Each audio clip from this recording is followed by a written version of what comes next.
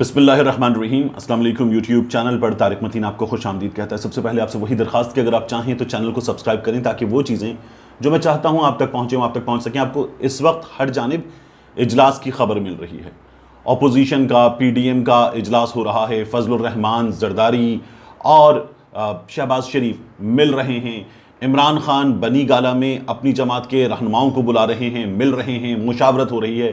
उस्मान बुज़दार मिल रहे हैं। इस वक्त खेल इख्तितामी लम्हात में है, बहुत तेज़ है। दोनों जानिब से जीत का दावा किया जा रहा है। इस सूरत हाल का जायज़ा लेंगे।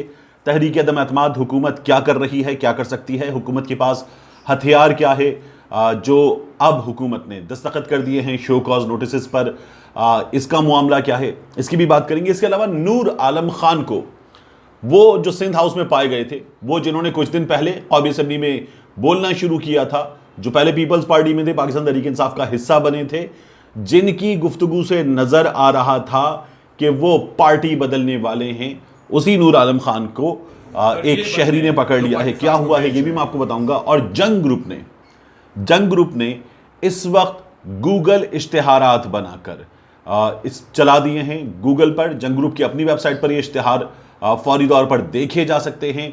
और इन इश्तिहारात में रोजनामा जंग अपने YouTube चैनल के जरिए वीडियोस बनाकर प्रोमोट कर रहा है ताकि रोजनामा जंग जो है वो ये पैगाम दे सके आने वाले मुमकिना हुक्मरानों को, जिनके बारे में रोजनामा जंग समझता है कि वो इस वक्त इमरान खान को निकाल कर दम लेंगे, उनको बता सके कि हम आपकी कितनी खिदमत कर रहे हैं, हम आपकी कितनी खिदमत के लिए तैयार हैं।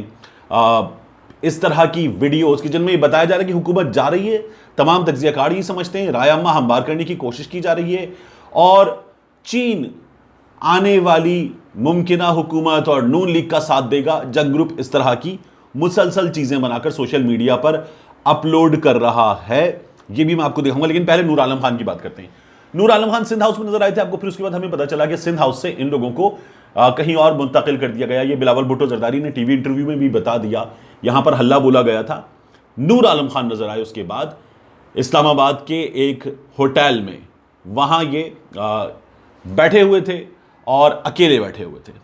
ये कुछ खाने पीने आए थे, किसी से मुलाकात करने आए थे, क्या कर रहे थे, तो वहां ये अकेले बैठे हुए थे। वहां पर पाकिस्तान तहरीक इंसाफ का सपोर्टर कहें या एक आम शहरी कहें, वो पहुंच गया और उसने पहुंचकर नूर आलम से कहा कि मास्क उतारो, अपना चेहरा दिखाओ, तुम कैसे बैठे हो, तुमने वोट बेचा है। और उसके बाद उसने कहा तुम हल्के में आओ, तुम्हारा हल्के में आना मुश्किल कर देंगे। क्या कहा उस शहरी ने, पहले मैं चाहूंगा आप ये वीडियो देखिए। बिल्कुल मास्क उतार के बैठे ताकि दुनिया आपका चेहरा देखे। मैं किसी दुनिया से डरता हूँ। आप अल्लाह से डर, आप अल्लाह से नहीं डर रहे, आप अल्लाह से डरेंगे। मैं एक बात बताऊँ मेरे भाई, हमें भाई नहीं, please don't call me brother. ये आप अपना मोबाइल रिकॉर्डिंग होकर जो मैं यहाँ पे बैठा हूँ, Don't call me brother. You don't deserve to call brother anyone. अच्छा, why? Yes. You know what you're doing. What have I done? You did nothing, huh? You did nothing. Man, everybody is fighting you guys. Trust me. And all international media are looking at you. But let's So are you happy on that, right? or what? Are you happy on your act? What you did? What you did with this country? Are you happy on this? Which country? What have I? Which country? Listen. Which country? वो खबर हो रहा, बकवास में तो कोई मैं बकवास कर रहा हूँ सर, तो पूरा खबर हो। मैं बकवास कर रहा हूँ। तो अब ये जगह जगह होगा, ये जो इन लोगों के घरों पर हुआ है ये होगा। इसके जवाब में ये कह रहे हैं कि आपके घर हमने देख रखे हैं, मनीगाला हमने देख रखा है, हम भी यही करेंगे। तो ये दूसरी जानिब से भी किया जाएगा।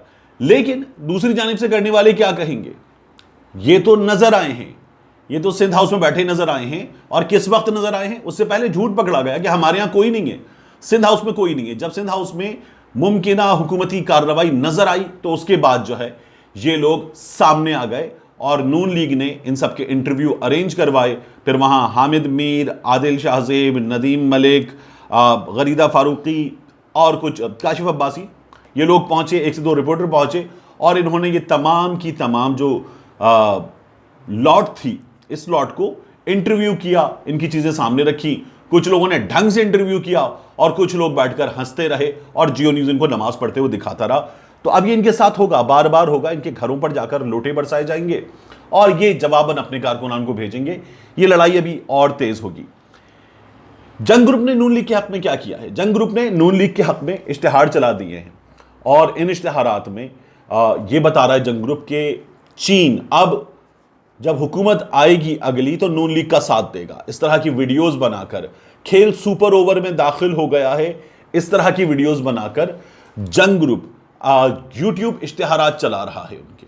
यानी आप ये इश्तिहारात तब चलाते हैं जब आपको ये पता होता है कि आपका कंटेंट नहीं देखा जा रहा, देखा जाए तो आप अपने कंटेंट के लिए व्यूज गेन करने के लिए, सब्सक्राइबर्स गेन करने के लिए यूट्यूब चैनल के इश्तिहारात चलाते हैं। बहुत सारे लोग चलाते हैं, हमारे अपने कई दोस्तों ने चलाए हैं।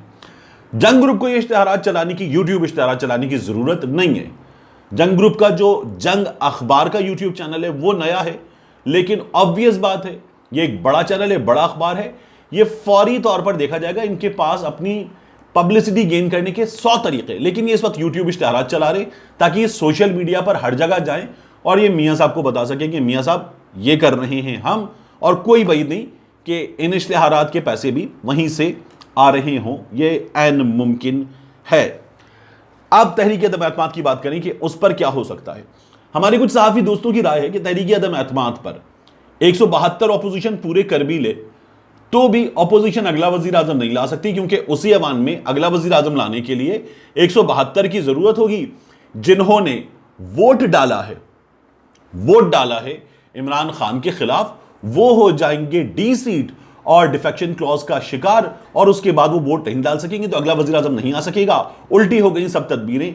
यह हमारे दोस्त असद खरल साहब ने दावा किया। मैंने इस दावे के बाद कुछ आईनी माहिरीन से, कुछ इलेक्शन एक्सपर्ट्स से बात की, साबिक सेक्रेटरी इलेक्शन कमीशन से भी बात की और उनसे ये सूरत हाल मालूम की। उन्होंने कहा यह ख्याल गलत है, इसलिए कि ये जो नाअहली का अमल है ये लंबा प्रोसेस है। वोट डाल दिया जाएगा तो वोट डाल देने के बाद पार्टी हेड लिखेगा स्पीकर को। पार्टी हेड जब स्पीकर को लिख कर दे देगा तो उससे पहले पार्टी हेड को शो कॉज नोटिस देना होगा उस रुकन को जिसने यह हरकत की है।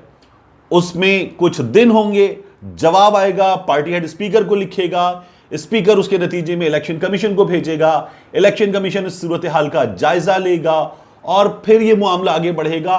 तब तक यह काम हो चुका होगा। यह लंबा प्रोसेस है। यह आईनी माहिरीन की राय है कि यह नहीं हो पाएगा। हुकूमत ने शोकॉज नोटिस तैयार किए लोगों को देने के लिए, और ये लोग जो है इस शोकॉज नोटिस का जवाब दें, यह हुकूमत ने इनसे कहा है। इनमें से कुछ लोग जवाब देंगे, कुछ लोग जवाब नहीं देंगे। कुछ कहेंगे कि हमने ये फैसला पैसे लेकर नहीं किया, ज़मीर की आवाज़ पे किया है, हम हालात से तंग हैं, लोग महंगाई से तंग हैं, महंगाई के इंटरनेशनल फैक्टर्स को ये लोग भूल जाएंगे और कहेंगे कि हम इसलिए इमरान खान के खिलाफ ये वोट डालने पर मजबूर हैं, हमें हल्के की सियासत करनी है, वगैरह वगैरह। कुछ लोग हैं जो जवाब भी नहीं देंगे और उसके बाद जो है मुमकिना तौर पर पाकिस्तान तहरीक इंसाफ जो है वो उस वोट से पहले भी स्पीकर को लिख सकती है। लेकिन मेरी माहिरीन से बात है, उनका ये कहना है कि डिफेक्शन क्लॉज का इतलाक और 63A बड़ा सादा, मैंने इससे पहले भी वीडियो में आपको बताया था, नहीं हो सकता वोट डालने से पहले, और ये स्पीकर साहब को मुख्तलिफ हलकों की जानिब से राय भी दे दी गई है। यह भी है कि ऑर्डिनेंस के जरिए लोगों को नाअहल करने की तैयारी थी, लेकिन इस पर वजारत कानून ने इनकार कर दिया है कि यह मुमकिन नहीं है, ऑर्डिनेंस के जरिए लोगों को नाअहल नहीं किया जा सकता। अब इस वक्त इमरान खान साहब जो हैं वो दो फ्रंट्स पे लड़ रहे हैं। एक, लीगल ओपिनियन मुसलसल ली जा रही है कि क्या किया जाए। दो, इमरान खान साहब राब्ता अवाम बढ़ा रहे हैं। मेरी राय में ये जो काम है ये इमरान खान साहब को ज़्यादा से ज़्यादा करना चाहिए। मैंने खुद ये कहा था कि इमरान खान को इस्तीफ़ा देकर मैदान में आ जाना चाहिए 27 के जलसे तक, और इमरान खान जो हैं उस रोज़ भी ऐवान में ये बताएं कि नज़र आ रहा है कि बिक गए, हमारे अरकान बिक गए हैं, ख़रीद लिए गए हैं, नोटों की चमक है। एक भरपूर तकरीर करें इमरान खान और उसके बाद ख़त्म करें और लोगों में जाएं और जाकर अपना मुकदमा पाकिस्तान के लोगों के सामने पेश करें। इन सब के मुकाबले में इमरान खान की बात सच हो रही है। इमरान खान ने कहा था कि मेरे खिलाफ ये सब एक हो जाएंगे, तो ये सब एक होते हुए नजर आ रहे हैं हमें। ये इमरान खान का लड़ने का तरीका होना चाहिए लोगों के खिलाफ, मेरी राय में, क्योंकि पाकिस्तान तहरीक इंसाफ का सबसे बड़ा हथियार अगर कोई है इस तमाम लड़ाई में तो वो है इमरान खान। इमरान खान की शख्सियत का सहर, जिसके पीछे लोग मौजूद हैं, जिसके बारे में अपोजिशन के अपने लोग कहते हैं कि इमरान खान ईमानदार वज़ीर आज़म है। वो इत्तेहादी जो अलग होने को तैयार हैं वो भी कहते हैं कि इमरान खान ईमानदार हैं, उनकी नीयत अच्छी है। जबकि मियाँ नवाज शरीफ के बारे में ये बात ऑन रिकॉर्ड मौजूद है। हामिद मीर ने खुद बताया प्रोग्राम्स में कि मुस्लिम लीग के लोग मुझे बताते हैं कि हमें ये पता है कि साडा वज़ीर आज़म चोर है। तो ये सूरत हाल है। इस सूरत हाल को इमरान खान को और अपने इस इमेज को इस्तेमाल करना चाहिए। अपोजिशन ने भी अपने प्लान बी की तैयारी कर रखी है। वो ये कहते हैं कि अगर बहुत बड़ा नहीं है कि अगर तहरीक अदम एतमाद नाकाम हुई तो उसके बाद क्या किया जाएगा, प्लान बी पर अमल दरामद किया जाएगा। लेकिन जिस तरह के बयानात इत्तेहादियों की जानिब से आ रहे हैं, जिस तरह से मज़ीद लोग गोपांग, ढांडला और मज़ीद सामने आ रहे हैं, तो सिचुएशन नज़र ही आ रही है कि अपोजिशन ने अपनी तैयारी पूरी कर ली है और इमरान खान तहरीक अदम एतमाद की जो बैटल है वो मुमकिन तौर पर जीत पाएं, ये मुश्किल है। लेकिन इमरान खान इसके बाद इस लड़ाई को जीत सकते हैं, ये ऐन मुमकिन है। मिलते हैं इंशाल्लाह आपसे अगले वीडियो।